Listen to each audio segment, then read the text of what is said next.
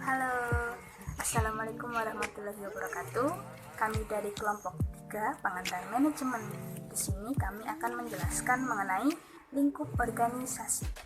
Baik seperti kata pepatah, tak kenal maka tak sayang, maka perkenalkan nama saya Uning Galuh Pangestuti, dan di sini saya tidak sendiri karena masih ada 4 rekan saya yang lain. Yang pertama ada Putri Nurul Fatah, yang kedua ada Endang Dewi Lestari, yang ketiga ada Amrul Huda, yang terakhir ada Diana Widyastuti. Baiklah, untuk membersihkan waktu, saya serahkan kepada rekan saya yang pertama, yaitu Putri Nurul Fatah.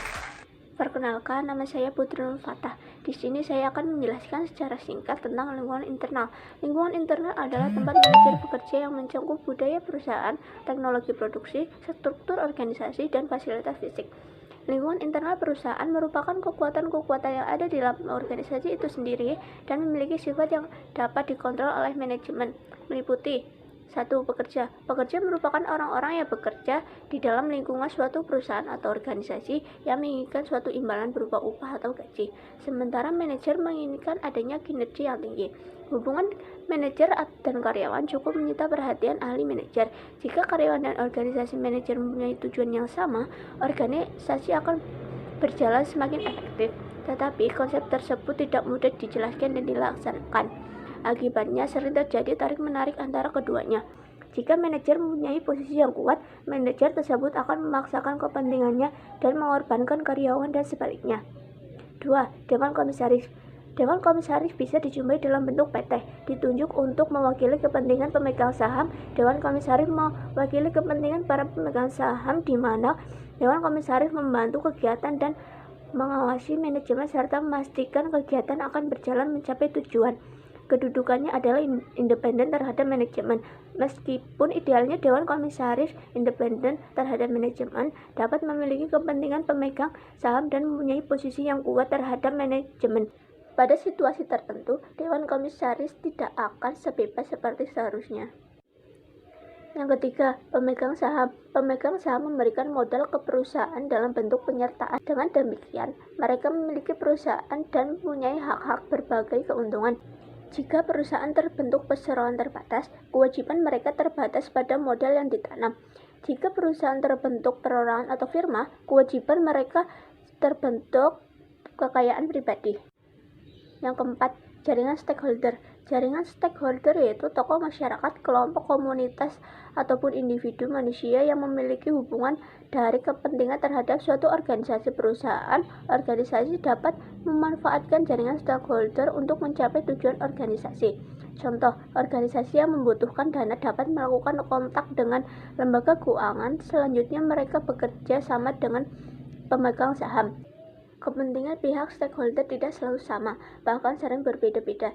Contoh, pemegang saham menginginkan tingkat keuntungan yang tinggi, dan konsumen menginginkan produk yang kualitas dengan harga murah. Assalamualaikum warahmatullahi wabarakatuh. Perkenalkan, nama saya Endang Dewi Lestari. Di sini saya akan menjelaskan tentang lingkungan langsung eksternal. Yang pertama, konsumen. Dalam bahasa pemasaran, konsumen sering disebut sebagai pasar, yang diartikan orang yang mempunyai kebutuhan, uang, dan kesediaan untuk membelanjakan uangnya.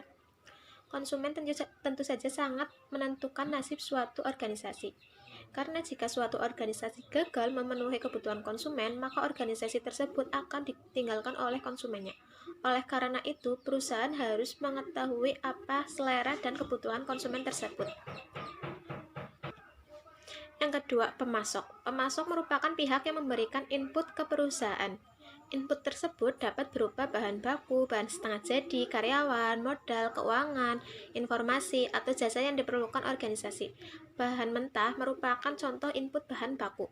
Sama seperti konsumen, manajer perlu memperhatikan perkembangan pemasok. Dalam sektor tertentu, pemasok mempunyai kedudukan yang cukup kuat. Sementara itu, pada sektor lainnya, pemasok mempunyai kedudukan yang relatif lemah terhadap perusahaan. Pemasok tunggal mempunyai kedudukan yang kuat dibandingkan dengan banyak pemasok. Yang ketiga, pesaing. Organisasi perusahaan akan berebut konsumen dengan pesaing. Pesaing memberikan produk yang mempunyai fungsi sama yang dihasilkan organisasi untuk memenuhi kebutuhan tertentu. Dengan definisi yang luas, pesaing tidak hanya terbatas pada sektor usaha yang sama. Pesaing juga sering diartikan bahwa organisasi akan bersaing dengan organisasi lainnya untuk memperebutkan sumber daya yang ada. Kadang-kadang, pesaing mengajak pesaing lainnya untuk bekerja sama jika ingin memperluas potensi pasar yang ada. Yang keempat, pemerintah. Pemerintah mempunyai peranan penting dalam kehidupan organisasi. Pemerintah biasanya berperan sebagai wasit dan memastikan aturan main berjalan dengan semestinya. Pemerintah juga mempunyai peranan penting dalam kehidupan perekonomian suatu masyarakat. Teori ekonomi yang diajukan oleh John Maynard Keynes, ekonomi dari Inggris, mengatakan bahwa pemerintah harus masuk dan berperan secara aktif memperbaiki kondisi yang tidak dalam keseimbangan. Sejauh ini, peranan ekonomi pemerintah di kebanyakan negara cukup besar. Negara komunis atau sosialis malah mengajukan peranan pemerintah atau negara yang lebih besar. Penjelasan selanjutnya akan dilanjutkan oleh rekan-rekan saya. Terima kasih. Assalamualaikum warahmatullahi wabarakatuh. Nama saya Amrul Huda. Saya akan melanjutkan materi dari teman saya sebelumnya. 5. Lembaga keuangan. Organisasi membutuhkan lembaga keuangan untuk memberikan input modal keuangan yang diperlukan, baik untuk mendirikan maupun menjalankan bisnis. Lembaga keuangan juga menjadi perantara organisasi ke pasar keuangan. Manajer harus memperhatikan pasar keuangan. Organisasi dapat memilih jenis pendanaan, yaitu dengan mendapat utang dari bank, menerbitkan obligasi, atau menjual surat saham ke investor. 6. Kelompok lain-lain. Selain kelompok-kelompok yang sudah disebutkan, organisasi juga menghadapi kelompok lainnya atau yang belum disebutkan dari lingkungannya. Kelompok tersebut biasanya tergantung pada jenis kegiatan organisasi. Sebagai contoh, organisasi perusahaan akan berurusan dengan organisasi serikat pekerja. Elemen lingkungan umum atau lingkungan tidak langsung. Lingkungan umum tidak terpengaruh secara langsung, setidaknya pada saat sekarang. Lingkungan umum terikat organisasi melalui 2 cara. 1. Mendorong stakeholder. 2. Menciptakan lingkungan tempat organisasi harus mengantisipasi perubahan lingkungan tersebut. Berikut ini beberapa elemen lingkungan umum. 1. Sosial yang terdiri atas demografi, gaya hidup, dan nilai sosial. 2. Ekonomi. 3. Politik. Dan 4. Teknologi. 1. Sosial. Demografi. Demografi menyangkut struktur kependudukan lingkungan organisasi berada. Perubahan demografi akan menimbulkan kesempatan sekaligus ancaman bagi organisasi. Seperti contoh, penduduk biasanya pindah dari desa menuju kota dengan tujuan mencari pekerjaan. Gelombang urbanisasi menimbulkan kesempatan bisnis tertentu. B. Gaya hidup. Gaya hidup merupakan manifestasi keluar yang tampak dari sikap dan nilai seseorang. Gaya hidup suatu masyarakat akan berubah-ubah. Misalnya, banyaknya rumah tangga yang bekerja semuanya atau suami istri bekerja, memunculkan kesempatan penitipan bayi atau anak kecil dan makanan siap santap tinggal dipanaskan. Pendidikan sekarang sudah mulai menjadi jalur karir masyarakat. Masyarakat semakin menghargai pendidikan. C. Nilai sosial. Nilai sosial akan mempengaruhi organisasi. Sebagai contoh, masyarakat Amerika Serikat lebih menghargai usaha, individu, dan kompetisi. Sedangkan masyarakat bisnis Indonesia masih mengandalkan jaringan kerjasama bisnis yang berarti membutuhkan keterampilan sosial yang tinggi dan kurang menonjolkan kompetisi. 2. Variabel ekonomi. Variabel ekonomi jelas mempengaruhi kegiatan organisasi. Manajer dapat melihat indikator-indikator ekonomi untuk melihat kondisi ekonomi yang ada. Indikator tersebut antara lain adalah tingkat inflasi, tingkat pengangguran, jumlah uang yang masuk, kurs rupiah terhadap mata uang asing, indeks harga saham gabungan, tingkat bunga, rancangan anggaran pendapatan dan belanja negara, serta devisa negara. Perubahan ekonomi dapat bersifat struktural dan juga bersifat musiman atau siklus. Perubahan musiman merupakan perubahan jangka pendek, kurang dari setahun. Sedangkan perubahan siklus jangka waktunya lebih lama namun bersifat sementara. Sekian dari saya, selanjutnya akan dilanjutkan oleh teman saya yang lainnya. Assalamualaikum warahmatullahi wabarakatuh. Perkenalkan, nama saya Diana Widya Stuti. Di sini saya akan menjelaskan melanjutkan materi yang telah disampaikan rekan saya tadi. Yang ketiga yaitu variabel politik. Variabel politik akan mempengaruhi organisasi. Banyak peraturan dan perundangan yang mempengaruhi organisasi dihasilkan melalui proses politik. Peranan pemerintah dalam mempengaruhi kegiatan organisasi dapat dilihat pada pembicaraan pemerintah sebagai lingkungan eksternal langsung di muka. Politik internasional juga akan mempengaruhi kegiatan suatu organisasi. Sebagai contohnya, jika Partai Demokrat di Amerika Serikat memegang kendali pemerintahan, maka organisasi di Indonesia akan lebih dirugikan dibandingkan Partai Republik memegang kendali. Mengapa demikian? Karena Partai Demokrat lebih proteksionis, berusaha melindungi industri domestik Amerika Serikat dan berusaha mengurangi barang impor karena menjadi saingan langsung industri domestik. Karena itu, perubahan politik di negara partner perdagangan utama harus diperhatikan oleh manajer.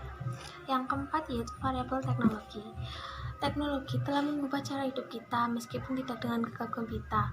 Perubahan yang diakibatkan oleh teknologi lebih tenang dibandingkan dengan perubahan yang terjadi oleh revolusi politik. Perubahan teknologi akan mengubah cara kerja organisasi dan juga akan memunculkan stakeholder yang baru. Teknologi merupakan aplikasi dari ilmu dasar semacam fisika atau kimia dasar. Mengamati perkembangan ilmu dasar akan memberi petunjuk bentuk tentang teknologi masa depan. Yang kelima yaitu dimensi internasional. Dimensi internasional menjadi semakin penting pada era globalisasi.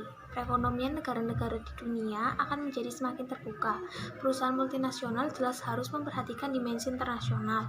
Perusahaan dengan logika global akan mencari sumber daya di mana saja di dunia dengan tujuan mengoptimalkan penggunaan sumber daya tersebut. Perusahaan lokal juga akan terpengaruh oleh dimensi internasional. Persaingan produk impor jelas akan mempengaruhi produsen lokal.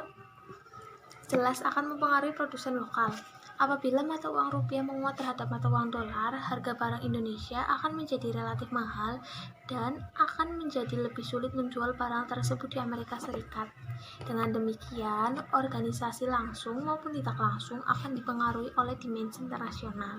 Sekian yang dapat saya sampaikan, selanjutnya akan disampaikan oleh rekan saya. Terima kasih. Wassalamualaikum warahmatullahi wabarakatuh. Oke, kembali lagi dengan saya Weninggali Pangestuti. Di sini saya akan menyampaikan sedikit mengenai modal hubungan organisasi. Ada 3 yaitu pengaruh lingkungan terhadap organisasi, 5 kekuatan kompetisi, dan yang terakhir strategi menghadapi lingkungan. Baik, masuk ke yang pertama, pengaruh lingkungan terhadap organisasi. Menurut James D. Thomson itu ada 2 yang mempengaruhi, tingkat perubahan dan juga tingkat homogenitas. Tingkat perubahan itu dia melihat sejauh mana stabilitas suatu lingkungan. Jadi gini, kalau lingkungan itu cepat berubah, berarti tingkat perubahannya dikategorikan dari tingkat yang tinggi gitu, masuk ke kategori yang tinggi. Untuk tingkat homogenitas, dia itu melihat sejauh mana kekomplekskannya suatu lingkungan gitu. Jadi kalau lingkungan terdiri lebih dari satu elemen atau banyak, bisa dikategorikan tingkat homogenitasnya itu rendah gitu ya.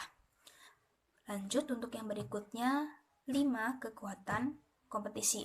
Menurut Porter itu ada 5, ancaman pendatang baru, produk substitusi, pembeli, pemasok, dan pesaing. Nah, contohnya gini, ada pengusaha restoran yang sudah lama buka restorannya kan. Nah, itu nggak mungkin kan, restoran kan cuma itu aja, pasti kan semakin kesini ada restoran baru, ada pendatang baru gitu kan.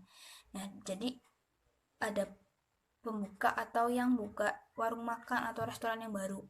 Jadi pengusaha yang lama ini harus mencari inovasi supaya restorannya yang udah lama ini nggak terganggu atau nggak terasa tersaingi oleh restoran yang baru datang gitu. Nah, untuk yang terakhir itu ada strategi menghadapi lingkungan. Yang pertama ada mempengaruhi lingkungan secara langsung. Contohnya itu kita suatu organisasi harus bisa melakukan lobby, iklan, negosiasi, ataupun perundingan. Contohnya gini, untuk yang lobby ya, contohnya ya. Kita harus bisa memasukkan atau menyalurkan ide kita ke pihak pemerintah agar dapat mengeluarkan undang-undang yang bisa mendorong atau mendukung kemajuan dari tujuan organisasi atau gini. Jadi tujuan organisasi kita itu ditolong atau dukung gitu sama undang-undang pemerintah, intinya begitu ya. Dan untuk yang kedua itu memonitor lingkungan secara tidak langsung.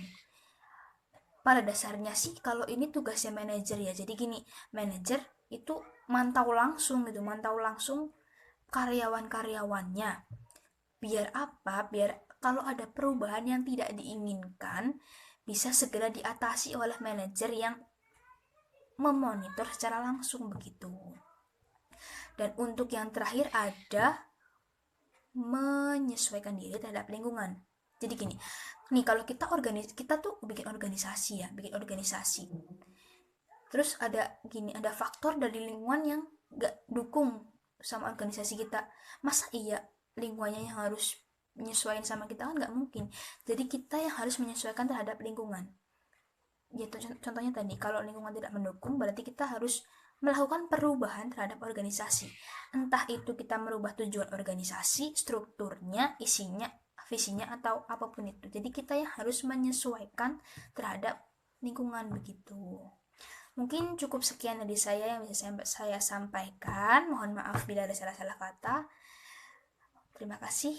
Wassalamualaikum warahmatullahi wabarakatuh.